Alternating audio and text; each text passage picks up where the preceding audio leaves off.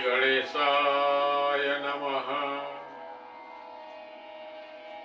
ભગવાન રામચંદ્રજીએ અને ભગવાન શ્રી કૃષ્ણચંદ્રજીએ પણ ભગવાન શિવને વિશે તપ કરેલું છે. અને રામચંદ્રજીએ રામેશ્વર નામે શિવલિંગની સ્થાપના કરી છે.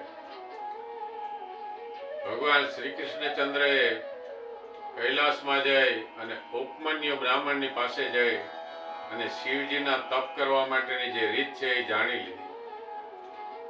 વેદ વિધિ અનુસાર ભગવાન શિવજીનું તપ કેમ કરવું જોઈએ. ત્યારે ઉપમન્યુ બ્રાહ્મણ ભગવાન શ્રી કૃષ્ણને એ તપ વિશે બધી માહિતી આપે છે અને 16 મહિના સુધી કૈલાસ ઉપર ભગવાન શ્રી કૃષ્ણ એક પગે ઉભા રહી અને તપ કરે છે.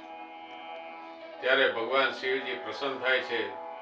ત્યારે 8 વરદાન આપે છે. એમાં મુખ્ય વરદાન પુત્ર પ્રાપ્તિનું હતું. એ પણ આપે, જાઓ તમારે ત્યાં એક રાણીથી 10-10, 12-12 પુત્રો થશે. અને 1,80,000 દીકરા ભગવાને શ્રી કૃષ્ણચંદ્રને આપ્યા છે. એક વખત ભગવાન હરિએ એટલે વિષ્ણુ ભગવાને 1000 કમળ ચડાવવા માટેનું વ્રત લીધું. તો 999 કમળ થયા. ત્યારે વિષ્ણુ ભગવાને એક કમળ ઓછું હોવાથી પોતાનું નેત્ર કમળ શિવલિંગ ઉપર ચડાવી દીધું.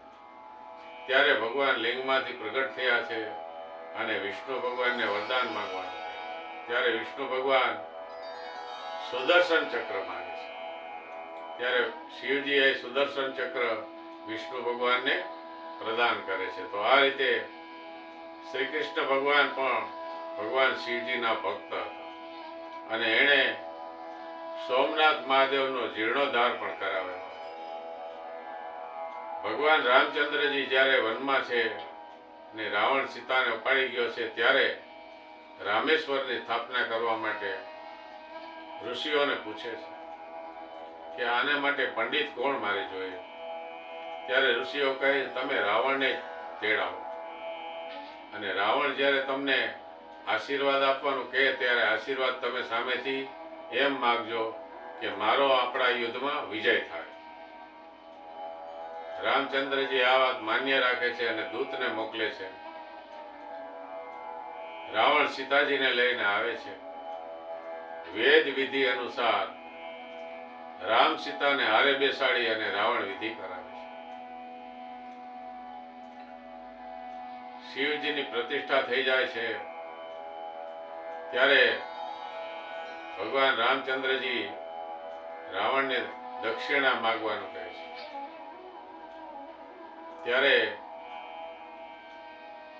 રાવણ કહે છે કે દક્ષિણામાં મારે એ જ જોઈએ છે કે આ વાનર કોઈ મને ન મારી શકે અને આ લક્ષ્મણ પણ મને ન મારી શકે. ત્યારે ભગવાન રામચંદ્રજી એમ કહે છે કે એ તમને નહીં મારે. એ પછી દક્ષિણા માગવાનું, એ પછી આશીર્વાદ માગવાનું રાવણ કહે છે. તો કહે છે કે આશીર્વાદ માગો. ત્યારે ભગવાન રામચંદ્રજી રાવણ પાસે માગે છે કે આપણા યુદ્ધમાં મારો વિજય થાય એવો આશીર્વાદ. ત્યારે રાવણ આશીર્વાદ આપે છે કે વિજયી ભવ. તો આ રીતે રાવણ પણ મહાન પંડિત હતો અને આ બધું વૃત્તાંત તે જાણતો હતો. નમઃ પાર્વતી પતિ હર હર મહાદેવ.